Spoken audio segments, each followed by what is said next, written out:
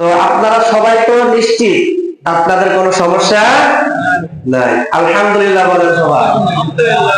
ঈমান এমন একটা সূক্ষ্ম জিনিস, আপনার একটা কথার দ্বারা চলে গেছে আপনি টেরও পাবেন না। নাউজুবিল্লাহ বলেন। এই জন্য কথাবার্তা বলার ক্ষেত্রে আমাকে আপনাকে খুবই সাবধান থাকতে হবে। পারবো তো ইনশাআল্লাহ?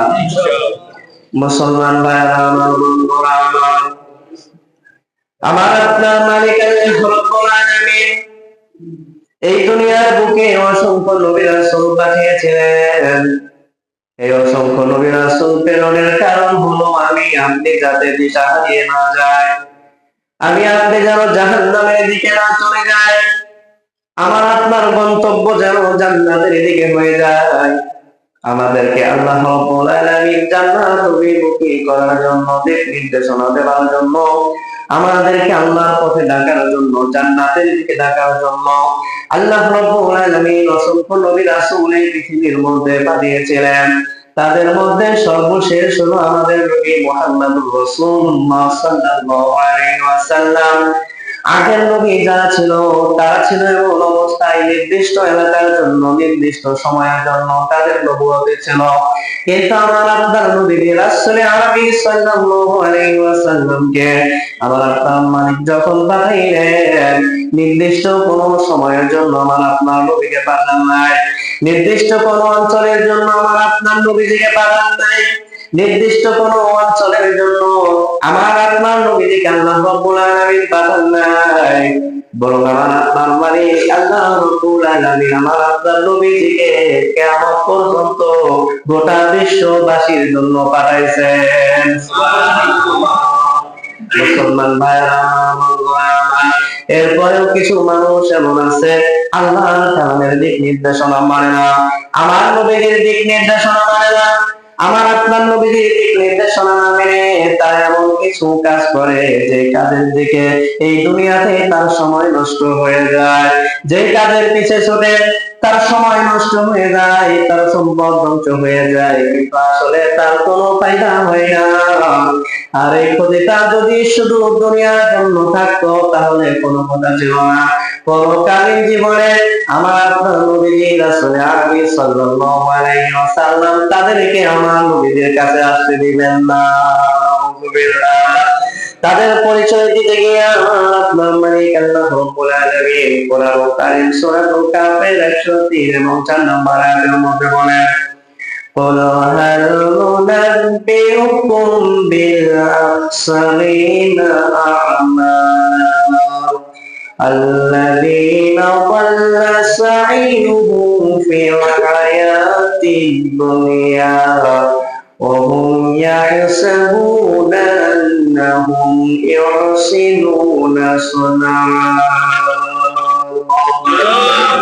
মুসলমান ভাইরা, আল্লাহ রাব্বুল আলামিন পবিত্র কোরআন কারীম সূরা কাফের 103 নম্বর আয়াতের মধ্যে নবীজিকে বলছেন, নবীজি আপনি তাদেরকে বলেন আমি কি তোমাদেরকে জানিয়ে দিব না যারা আমলের দিক থেকে যারা ক্ষতিগ্রস্ত হয়ে গেছে, আমলের দিক থেকে যারা ক্ষতিগ্রস্ত হয়েছে তাদের কথা কি আমি তোমাদেরকে জানিয়ে দিব না? আল্লাহ রাব্বুল আলামিন 104 নম্বর আয়াতে কারিমার মধ্যে ডাক দিয়া বলেন, বান্দারে ওই সমস্ত মানুষেরা তো তারাই যাদের প্রচেষ্টা দুনিয়ার জীবনে একেবারে ব্যর্থ হয়ে গেছে, যাদের প্রচেষ্টা দুনিয়ার মধ্যে একেবারে বিভ্রান্ত হয়ে গেছে, কিন্তু ওই সমস্ত মানুষেরা মনে করে তারা অত্যন্ত ভালো কাজ করে। নাউযুবিল্লাহ।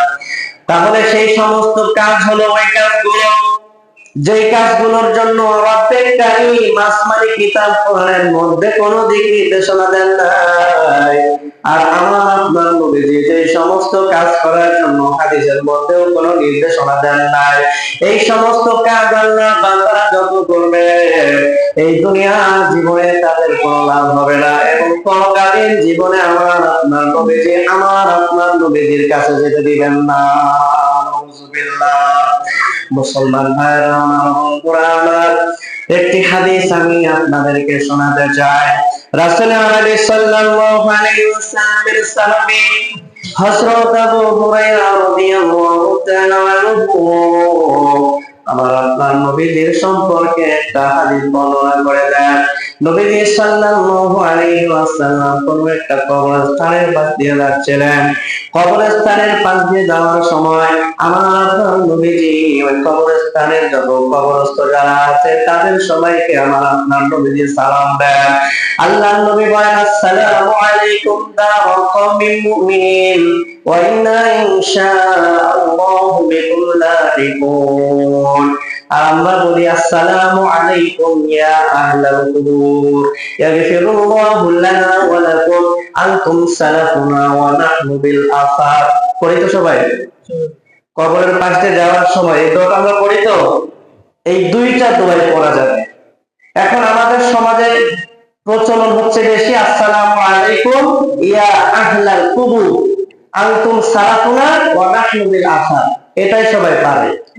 আর যেটা আমি বললাম, আসসালামু আলাইকুম দারা কওমিল মুমিনিন ওয়া ইন্না ইনশাআল্লাহু বিকুম লাহিকুন, এটা আমার কাছে জানা নাই খুব একটা, তাই না? আমার মনে হয় না একজনও পরেরটা বলতে পারবেন। যেহেতু হয়তো জানা নাই, জানা না থাকতে পারে, আপনি দুটাই পড়তে পারেন, কোনো সমস্যা নাই। মুসলমান ভাইরা আমার, বন্ধুরা আমার, আমার আপনার নবীজি রাসূল আরবি সাল্লাল্লাহু আলাইহি ওয়াসাল্লাম কবরস্থানের পাশ দিয়ে যাওয়ার সময় এই দোয়াটা সর্বপ্রথম বললেন। আবু হুরায়রা রাদিয়াল্লাহু তাআলা বলেন, এরপর আল্লাহর নবী বললেন, অতিতু আনা কদ রাআইনা ইখওয়ানানা। নবীজি সাল্লাল্লাহু আলাইহি ওয়াসাল্লাম বলেন, আবু হুরায়রা, আমার মনে বড় ইচ্ছা জাগে, আমার মনে বড় আশা জাগে, আমি আমার ভাইদেরকে একটু দেখি। সাহাবায়ে কেরাম আল্লাহর নবীকে বললেন, আওয়ালাসতা ইখওয়ানাকা ইয়া রাসূলুল্লাহ। সাহাবায়ে কেরাম আল্লাহর নবীকে জিজ্ঞাসা করলেন, নবী গো, আমরা কি আপনার ভাই না? সুবহানাল্লাহ। আল্লাহ রাসূল বলতেছেন, আমার মনে বড় ইচ্ছা হয় যে আমার ভাইদেরকে আমি দেখি। আর সাহাবায়ে কেরাম বলতেছেন, ইয়া রাসূলুল্লাহ, আমরা কি তাহলে আপনার ভাই নই? দারুণ প্রশ্ন না? আল্লাহ রাসূলের কথাটাও দারুণ না? সাহাবারা আছে, অথচ আল্লাহ রাসূল বলছেন যে আমার মনে চায় আমি আমার ভাইদেরকে দেখি। কত চমৎকার একটা কথা। সাথে সাথে সাহাবায়ে কেরাম বলছেন, ইয়া রাসূলুল্লাহ, আমরা কি আপনার ভাই নই তাহলে? মুসলমান ভাইরা আমার, বন্ধুরা আমার, রাসূল সাল্লাল্লাহু আলাইহি ওয়াসাল্লাম বলেন, আনতুম আসহাবি ওয়া ইখওয়ানুনা আল্লাযীনা লাম ইয়াতু বা'দু। আমার নবীজি বললেন, সাহাবারা রে, তোমরা সবাই হলে আমার সাহাবী, তোমরা সবাই হলে আমার সঙ্গী সাথী, কিন্তু দুনিয়াতে এখনো যারা আসে নাই, তোমাদের পরে যারা আসবে তারা আমার ভাই। সুবহানাল্লাহ। তাহলে 1446 বছর আগে আল্লাহ রাসূল আমাদেরকে ভাই বলে গেছেন। আল্লাহু আকবার। কারণ আমরা তো আল্লাহ রাসূলের সময় ছিলাম না, কিন্তু আল্লাহ রাসূল বলছেন যে তোমাদের পরে যারা আসবে তারা তো আমার ভাই। সুবহানাল্লাহ, সুবহানাল্লাহ বলেন আরেকবার। মুসলমান ভাইরা আমার, সাহাবায়ে কেরাম আল্লাহ রাসূলকে প্রশ্ন করলেন, ইয়া রাসূলুল্লাহ, যে সমস্ত মানুষেরা এখনো দুনিয়ার মধ্যে আসে নাই, দুনিয়ার মধ্যে যারা এখন পর্যন্ত আসে নাই, তাদেরকে আপনি কেমন করে চিনবেন? আপনি তাদেরকে ভাই বললেন যারা এখনো দুনিয়ার মধ্যে আসে নাই, কিন্তু তাদেরকে আপনি কেমন করে চিনবেন? আল্লাহ নবী সাল্লাল্লাহু আলাইহি ওয়াসাল্লাম বলেন, আরাইতা লাউ আন্না রাজুলুন লাহু খায়রুন দুররাম মুহাজ্জালাতুন বাইনা যারাই খায়রিন দুমিন বুহমিন আলা ইয়ালিকু বাইলাহু। আমার আপনার নবীজি সাহাবাদের প্রশ্নের জবাবে আমার নবীজি বললেন, ও আবু হুরায়রা, তোমার কি মতামত? যদি এমন কোন একটা লোকের, এমন কোন ব্যক্তির যদি এমন কতগুলো ঘোড়া থাকে, যে ঘোড়াগুলোর মাথায় সাদা দাগ আছে, ঘোড়াগুলোর হাতে সাদা দাগ আছে, ঘোড়াগুলোর পায়ে সাদা দাগ আছে, আর এমন ঘোড়াগুলো যদি অনেকগুলো কালো ঘোড়ার মধ্যে হারায় যায়, ও আবু হুরায়রা, ওই ঘোড়ার মালিকগুলো তার ঘোড়াগুলোকে চিনতে পারবে কিনা? আপনারা কি বলেন, চিনবে না? পুরো মাঠ ঘোড়া, সব কালো ঘোড়া, কিন্তু এর মাঝে কিছু ঘোড়া দেখা যাচ্ছে যেগুলো এখান থেকে সাদা দাগ। দেখছেন না ঘোড়া? হাত বলতে সামনের পা ধরে, জায়গায় জায়গায় সাদা সাদা দাগ। পায়ে সাদা সাদা দাগ, ওই মালিক কি ওই ঘোড়াগুলোকে চিনতে পারবে? জোরে বলেন পারবে? মুসলমান ভাইরা আমার, বন্ধুরা আমার, এবার একটু দিলের কানটা লাগান। দিলের কানটা লাগায় বোঝার জন্য আমি আপনাকে বলি, আমার আপনার নবীজি যে বিষয়টা দেখে আমাকে আপনাকে চিনবেন, সেই আলামত আমার আপনার ভিতরে আনার দরকার আছে না নাই? আরো জোরে বলেন, দরকার আছে না নাই? আজকের পর থেকে এই আলামতটা নিজের মধ্যে কে কে ধারণ করবেন, দুই হাত তুলে আমার আল্লাহকে একবার দেখান। আল্লাহু আকবার, আল্লাহু আকবার। মুসলমান ভাইরা আমার, বন্ধুরা আমার, আল্লাহর নবী বলেন কিয়ামতের ময়দানে ফাইন্নাহুম ইয়াতুনা গুররান মুহাজ্জালিনা মিনাল উযু, আমার ওই সমস্ত ভাইরা কিয়ামতের ময়দানে আসবে, তারা নামাজ আদায়ের জন্য, কোরআন তেলাওয়াতের জন্য, কাবার তাওয়াফের জন্য আমার ওই সমস্ত ভাইরা যে ওযু করবে, এই ওযুর রঙগুলো সেই দিন ওই রকম জ্যোতির্ময় আলোকিত হয়ে যাবে। সুবহানাল্লাহ। তার মানে আপনি যে ওযু করেন নামাজ আদায়ের জন্য, কোরআন তেলাওয়াতের জন্য, আপনি যে না ওযু করেন, কাবার চতুষ্পার্শ্ব তাওয়াফ করার জন্য আল্লাহর মেহমান হাজী সাহেবগণ যে ওযু করেন, এখান থেকে এটুকু ধুতে হয়, তাই না? খেয়াল করেন, এতটুকু ধুতে হয় না? হাত এই পর্যন্ত ধুতে হয়, বেশি ধুলেও সমস্যা নাই। মাথা মাসেহ করতে হয়, পাও ধুইতে হয়, তাই না? এই যে অঙ্গগুলো আমার আপনার নবীজি বলেন যে আমার ওই সমস্ত ভাইরা কিয়ামতের ময়দানে যে আসবে, এই ওযুর অঙ্গগুলো সেই দিন পূর্ণিমার চাঁদের আলো দেয় চকচক করতে থাকবে, ওযুর অঙ্গগুলো সাদা দেখা যাবে। এইগুলো দেখে আমার ওই সমস্ত ভাইদেরকে আমি চিনে নিব। সুবহানাল্লাহ। কিন্তু আমরা এত কপাল পড়া মুসলমান, আবার বলবে হুজুর কপাল তো সুস্থই দেখা যায়, কপাল আবার পুরলো কিভাবে? পুরলে তো কালো দাগ ওইখানে হবে, তাই না? পুরলে তো এখানে কালো দাগ থাকার কথা, কারোর উপরে চামড়া পরে ভিতরে সাদা অংশ বের হয়ে যায়। হুজুর কপাল তো দেখতেছি একেবারে সুস্থ, সাদা দাগও নাই, চামড়া দাগও নাই, কিন্তু আপনি বলতেছেন আমরা কপাল পোড়া।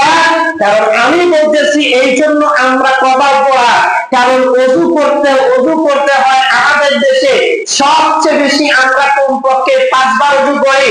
আল্লাহর ঘরে এসে আল্লাহর কুদরতি কদমে সাজদা দেওয়ার জন্য, নামাজ আদায়ের জন্য আমরা এসে ওযু করি, ওযু করে নামাজ পড়ি। আর আমরা তো বেশিরভাগ মানুষ নামাজই পড়ি না, ঠিক কিনা? তাইলে যারা যে সমস্ত বান্দারা নামাজ আদায় করতেছে না, তারা ওযু করে না। তাহলে ওযু যখন করে না, মুখটাও ধুতে হচ্ছে না, হাতও ধুতে হচ্ছে না, পাও ধুতে হচ্ছে না, তার আলামতটা কোথায়? আল্লাহ রাসূল যে আলামত দেখে খুঁজবেন, সেই আলামতটা তাহলে কোথায় গেল? সেই আলামত যদি আমার আপনার ভিতরে না থাকে, যে আলামত দেখে আমার আপনার নবীজি আমাকে আপনাকে চিনবেন হাতের ময়দানে, আমি আপনি এসেছি আলের জমিনে, আল্লাহর জমিনে, আল্লাহ রাসূল যাওয়া 1400 বছর পর, 1500 বছর পর, এই আলামত যদি আমরা ভিতরে ধারণ করতে না পারি, আমরা আসলে কপাল পোড়া। কথা বলে ঠিক কিনা? এমনিতেও তো আপনার হাত মুখ কয়েকবার ধুইতে হবে গরমের দিন আসলে, তাই না? এই হাত মুখ ধোয়ার জায়গা আপনি যদি ওযু করে নেন, আপনার হাত মুখ ধোয়া হইল না? সওয়াব পাইলেন না? এরপর 2 রাকাত নামাজ পড়েন, কোনো ক্ষতি হবে? জোরে বলেন, ক্ষতি হবে? এই আলামতটা আজকে থেকে আমরা ধারণ করবো তো ইনশাআল্লাহ। মুসলমান ভাইরা আমার, বন্ধুরা আমার, আমার আপনার নবী সাল্লাল্লাহু আলাইহি ওয়াসাল্লাম তিনি আবার বলতেছেন, আমার ওই সমস্ত ভাইরা ওযুর কারণে তাদের অঙ্গগুলো চকমক করতে থাকবে, চমকাতে থাকবে, আলোকিত হবে, জ্যোতির্ময় হয়ে যাবে। আমি ওই সমস্ত ভাইদের আগে আগে আমি হাউজে কাউসারের কাছে চলে যাব। ওই হাউজে কাউসারের কাছে যখন আমি চলে যাব, এমন কিছু মানুষেরা হাউজে কাউসারের কাছে আসবে, যে সমস্ত মানুষদেরকে হাউজে কাউসারের কাছে যেতে দেওয়া হবে না। নাউযুবিল্লাহ। তাহলে হাউজে কাউসারের কাছে আমার নবীজি সবার আগে গিয়ে থাকবেন। ওখানে যে সমস্ত মানুষদেরকে যেতে দেওয়া হবে না, তাড়িয়ে দেওয়া হবে, তারা কি সৌভাগ্যবান নাকি দুর্ভাগা? তারা সৌভাগ্যবান না দুর্ভাগা? তারা দুর্ভাগা। আল্লাহ রাসূল বলে যে কোন উট যখন হারায় গেছে, সে পানি পান করার জন্য বিভিন্ন জায়গায় যায়, কিন্তু ওই মালিক তো তার না, সে তো উটটাকে পানি পান করাইতে চায় না। তাদেরকে যেমন ভাবে দূরে সরায় দেওয়া হয়, কিছু মানুষ হাউজে কাউসারের কাছে আসতে চাবে, কিন্তু তাদেরকে আমার কাছে আসতে দেওয়া